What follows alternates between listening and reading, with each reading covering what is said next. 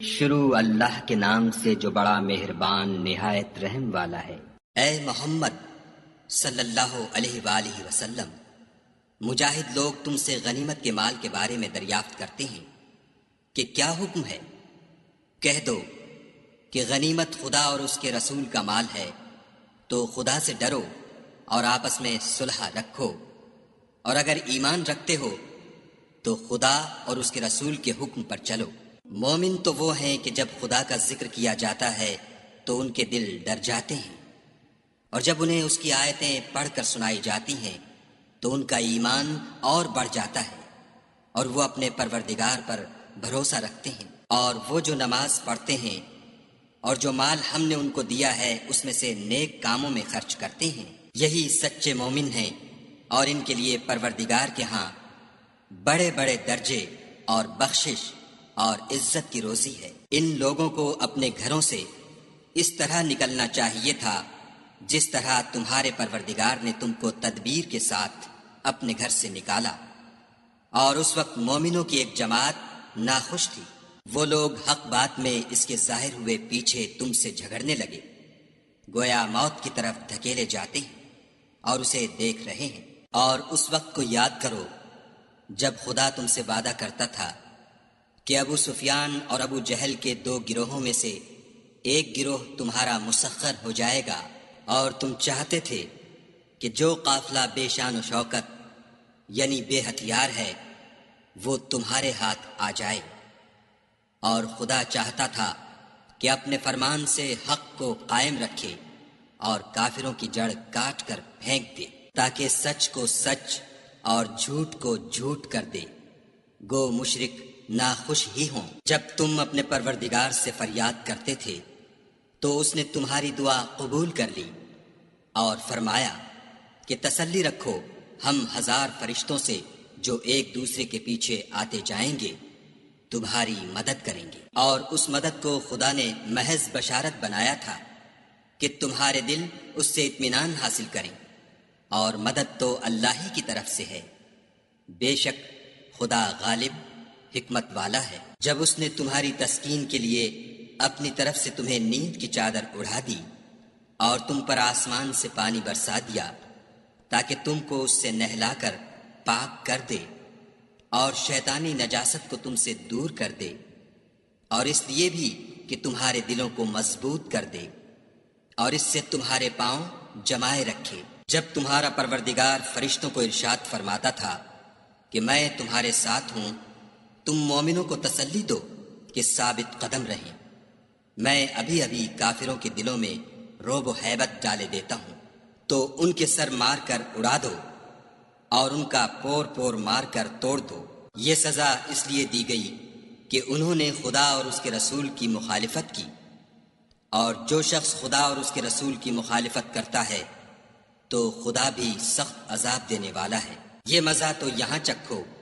اور یہ جانے رہو کہ کافروں کے لیے آخرت میں دوزخ کا عذاب بھی تیار ہے۔ اے اہل ایمان، جب میدان جنگ میں کفار سے تمہارا مقابلہ ہو تو ان سے پیٹھ نہ پھیرنا، اور جو شخص جنگ کے روز اس صورت کے سوا کہ لڑائی کے لیے کنارے کنارے چلے، یعنی حکمت عملی سے دشمن کو مارے یا اپنی فوج میں جا ملنا چاہے، ان سے پیٹھ پھیرے گا تو سمجھو کہ وہ خدا کے غضب میں گرفتار ہو گیا، اور اس کا ٹھکانہ دوزخ ہے، اور وہ بہت ہی بری جگہ ہے۔ تم لوگوں نے ان کفار کو قتل نہیں کیا بلکہ خدا نے انہیں قتل کیا، اور اے محمد صلی اللہ علیہ وآلہ وسلم، جس وقت تم نے کنکریاں پھینکی تھیں تو وہ تم نے نہیں پھینکی تھیں بلکہ اللہ نے پھینکی تھیں، اس سے یہ غرض تھی کہ مومنوں کو اپنے احسانوں سے اچھی طرح آزما لے۔ بے شک خدا سنتا جانتا ہے۔ بات یہ ہے، کچھ شک نہیں کہ خدا کافروں کی تدبیر کو کمزور کر دینے والا ہے۔ کافروں، اگر تم محمد صلی اللہ علیہ وآلہ وسلم پر فتح چاہتے ہو تو تمہارے پاس فتح آ چکی۔ دیکھو، اگر تم اپنے افعال سے باز آ جاؤ تو تمہارے حق میں بہتر ہے، اور اگر پھر نافرمانی کرو گے تو ہم بھی پھر تمہیں عذاب کریں گے، اور تمہاری جماعت خواہ کتنی ہی کثیر ہو تمہارے کچھ بھی کام نہ آئے گی، اور خدا تو مومنوں کے ساتھ ہے۔ اے ایمان والو، خدا اور اس کے رسول کے حکم پر چلو اور اس سے روگردانی نہ کرو، اور تم سنتے ہو، اور ان لوگوں جیسے نہ ہونا جو کہتے ہیں کہ ہم نے حکم خدا سن لیا مگر حقیقت میں نہیں سنتے۔ کچھ شک نہیں کہ خدا کے نزدیک تمام جانداروں سے بدتر بہرے گونگے ہیں جو کچھ نہیں سمجھتے، اور اگر خدا ان میں نیکی کا مادہ دیکھتا تو ان کو سننے کی توفیق بخشتا، اور اگر بغیر صلاحیت ہدایت کے سماعت دیتا تو وہ منہ پھیر کر بھاگ جاتے۔ مومنو، خدا اور اس کے رسول کا حکم قبول کرو، جبکہ رسول خدا تمہیں ایسے کام کے لیے بلاتے ہیں جو تم کو زندگی جاوداں بخشتا ہے، اور جان رکھو کہ خدا آدمی اور اس کے دل کے درمیان حائل ہو جاتا ہے، اور یہ بھی کہ تم سب اس کے روبرو جمع کیے جاؤ گے۔ اور اس فتنے سے ڈرو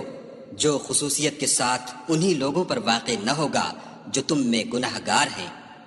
اور جان رکھو کہ خدا سخت عذاب دینے والا ہے۔ اور اس وقت کو یاد کرو جب تم زمین مکہ میں قلیل اور ضعیف سمجھے جاتے تھے اور ڈرتے رہتے تھے کہ لوگ تمہیں اڑا نہ لے جائیں، یعنی بے خانما نہ کر دیں، تو اس نے تم کو جگہ دی اور اپنی مدد سے تم کو تقویت بخشی اور پاکیزہ چیزیں کھانے کو دیں تاکہ اس کا شکر کرو۔ اے ایمان والو، نہ تو خدا اور رسول کی امانت میں خیانت کرو اور نہ اپنی امانتوں میں خیانت کرو، اور تم ان باتوں کو جانتے ہو، اور جان رکھو کہ تمہارا مال اور اولاد بڑی آزمائش ہے، اور یہ کہ خدا کے پاس نیکیوں کا بڑا ثواب ہے۔ مومنو، اگر تم خدا سے ڈرو گے تو وہ تمہارے لیے امر فارغ پیدا کر دے گا، یعنی تم کو ممتاز کر دے گا اور تمہارے گناہ مٹا دے گا اور تمہیں بخش دے گا، اور خدا بڑے فضل والا ہے۔ اور اے محمد صلی اللہ علیہ وآلہ وسلم، اس وقت کو یاد کرو جب کافر لوگ تمہارے بارے میں چال چل رہے تھے کہ تم کو قید کر دیں یا جان سے مار دیں یا وطن سے نکال دیں، تو ادھر تو وہ چال چل رہے تھے اور ادھر خدا چال چل رہا تھا، اور خدا سب سے بہتر چال چلنے والا ہے۔ اور جب ان کو ہماری آیتیں پڑھ کر سنائی جاتی ہیں تو کہتے ہیں یہ کلام ہم نے سن لیا ہے، اگر ہم چاہیں تو اسی طرح کا کلام ہم بھی کہہ دیں، اور یہ ہے ہی کیا، صرف اگلے لوگوں کی حکایتیں ہیں۔ اور جب انہوں نے کہا کہ اے خدا، اگر یہ قرآن تیری طرف سے برحق ہے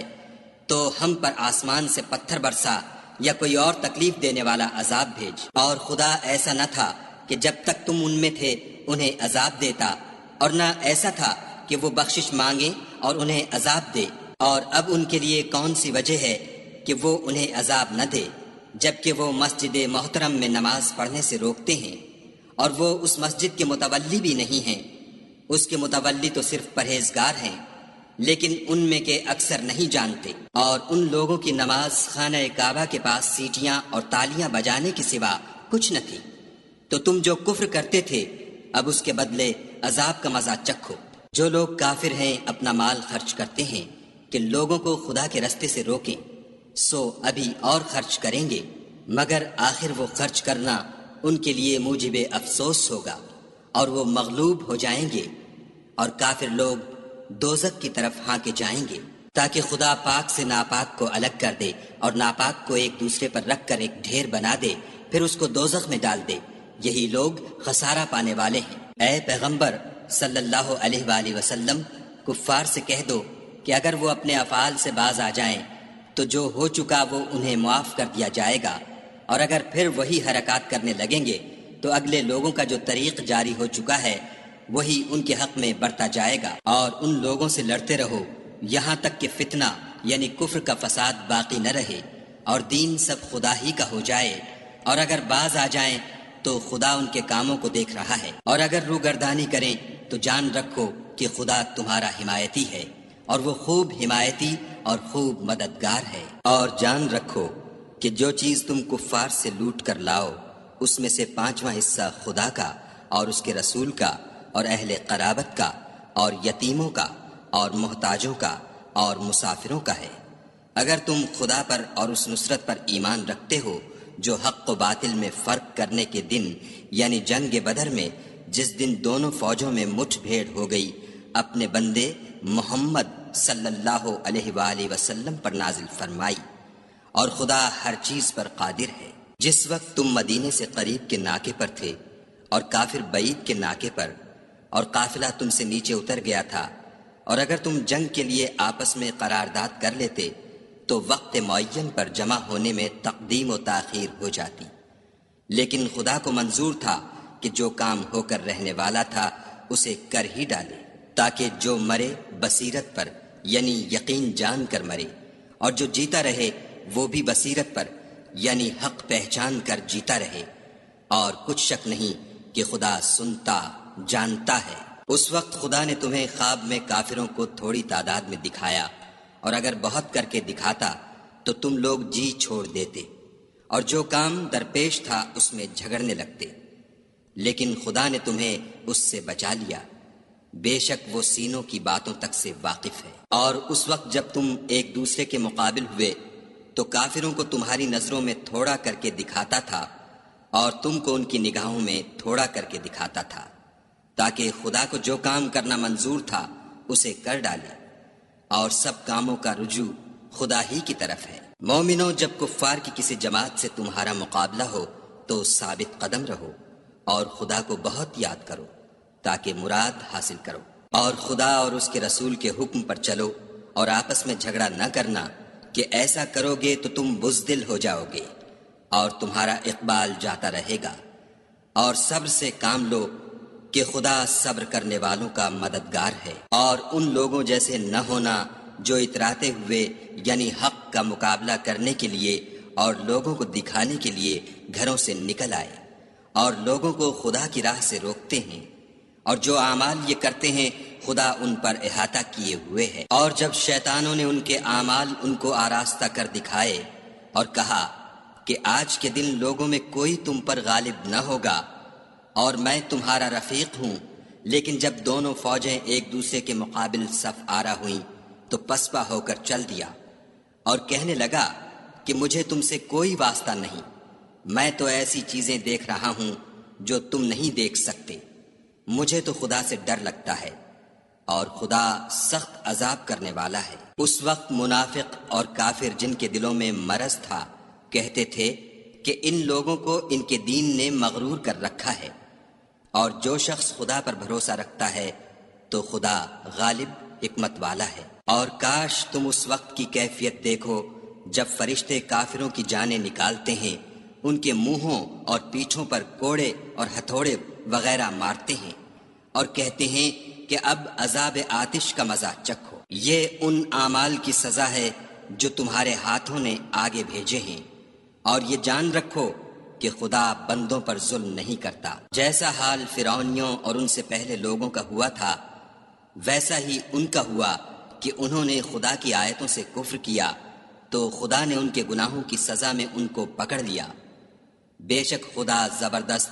اور سخت عذاب دینے والا ہے۔ یہ اس لیے کہ جو نعمت خدا کسی قوم کو دیا کرتا ہے جب تک وہ خود اپنے دلوں کی حالت نہ بدل ڈالیں خدا اسے نہیں بدلا کرتا، اور اس لیے کہ خدا سنتا جانتا ہے۔ جیسا حال فرعونیوں اور ان سے پہلے لوگوں کا ہوا تھا ویسا ہی ان کا ہوا، انہوں نے اپنے پروردگار کی آیتوں کو جھٹلایا تو ہم نے ان کو ان کے گناہوں کے سبب ہلاک کر ڈالا اور فرعونیوں کو ڈبو دیا، اور وہ سب ظالم تھے۔ جانداروں میں سب سے بدتر خدا کے نزدیک وہ لوگ ہیں جو کافر ہیں، سو وہ ایمان نہیں لاتے۔ جن لوگوں سے تم نے صلح کا عہد کیا ہے پھر وہ ہر بار اپنے عہد کو توڑ ڈالتے ہیں اور خدا سے نہیں ڈرتے۔ اگر تم ان کو لڑائی میں پاؤ تو انہیں ایسی سزا دو کہ جو لوگ ان کے پسے پشت ہوں وہ ان کو دیکھ کر بھاگ جائیں، عجب نہیں کہ ان کو اس سے عبرت ہو۔ اور اگر تم کو کسی قوم سے دغا بازی کا خوف ہو تو ان کا عہد انہی کی طرف پھینک دو اور برابر کا جواب دو، کچھ شک نہیں کہ خدا دغا بازوں کو دوست نہیں رکھتا۔ اور کافر یہ نہ خیال کریں کہ وہ بھاگ نکلے ہیں، وہ اپنی چالوں سے ہم کو ہرگز عاجز نہیں کر سکتے۔ اور جہاں تک ہو سکے فوج کی جمعیت کے زور سے اور گھوڑوں کے تیار رکھنے سے ان کے مقابلے کے لیے مستعد رہو کہ اس سے خدا کے دشمنوں اور تمہارے دشمنوں اور ان کے سوا اور لوگوں پر جن کو تم نہیں جانتے، اور خدا جانتا ہے ہیبت بیٹھی رہے گی، اور تم جو کچھ راہ خدا میں خرچ کرو گے اس کا ثواب تم کو پورا پورا دیا جائے گا، اور تمہارا ذرا نقصان نہ کیا جائے گا۔ اور اگر یہ لوگ صلح کی طرف مائل ہوں تو تم بھی اس کی طرف مائل ہو جاؤ، اور خدا پر بھروسہ رکھو، کچھ شک نہیں کہ وہ سب کچھ سنتا اور جانتا ہے۔ اور اگر یہ چاہیں کہ تم کو فریب دیں تو خدا تمہیں کفایت کرے گا، وہی تو ہے جس نے تم کو اپنی مدد سے اور مسلمانوں کی جمعیت سے تقویت بخشی اور ان کے دلوں میں الفت پیدا کر دی، اور اگر تم دنیا بھر کی دولت خرچ کرتے تب بھی ان کے دلوں میں الفت پیدا نہ کر سکتے، مگر خدا ہی نے ان میں الفت ڈال دی، بے شک وہ زبردست اور حکمت والا ہے۔ اے نبی، خدا تم کو اور مومنوں کو جو تمہارے پیرو ہیں کافی ہے۔ اے نبی، مسلمانوں کو جہاد کی ترغیب دو، اگر تم میں 20 آدمی ثابت قدم رہنے والے ہوں گے تو 200 کافروں پر غالب رہیں گے، اور اگر 100 ایسے ہوں گے تو 1000 پر غالب رہیں گے، اس لیے کہ کافر ایسے لوگ ہیں کہ کچھ بھی سمجھ نہیں رکھتے۔ اب خدا نے تم پر سے بوجھ ہلکا کر دیا اور معلوم کر لیا کہ ابھی تم میں کسی قدر کمزوری ہے، بس اگر تم میں 100 ثابت قدم رہنے والے ہوں گے تو 200 پر غالب رہیں گے، اور اگر 1000 ہوں گے تو خدا کے حکم سے 2000 پر غالب رہیں گے، اور خدا ثابت قدم رہنے والوں کا مددگار ہے۔ پیغمبر کو شایع نہیں کہ اس کے قبضے میں قیدی رہیں جب تک کافروں کو قتل کر کے زمین میں کثرت سے خون نہ بہا دے۔ تم لوگ دنیا کے مال کے طالب ہو اور خدا آخرت کی بھلائی چاہتا ہے،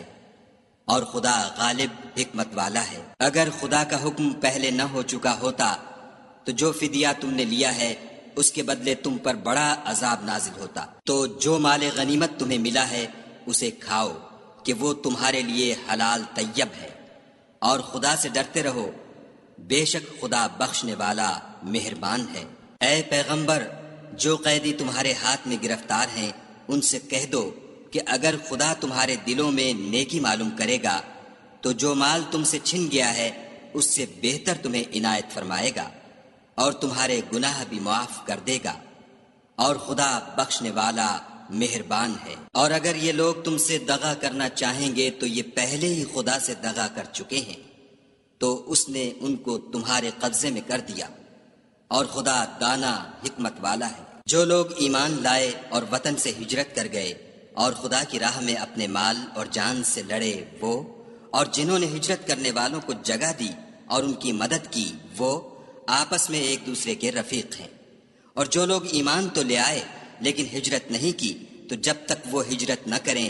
تم کو ان کی رفاقت سے کچھ سروکار نہیں،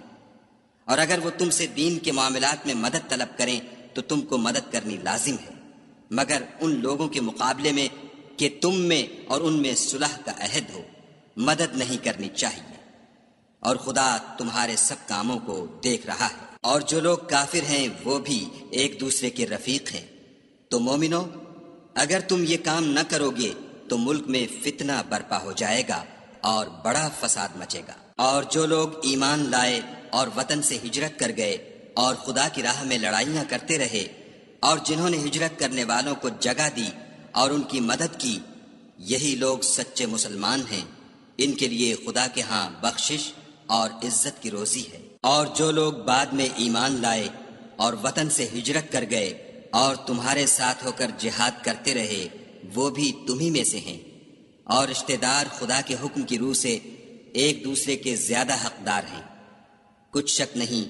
کہ خدا ہر چیز سے واقف ہے۔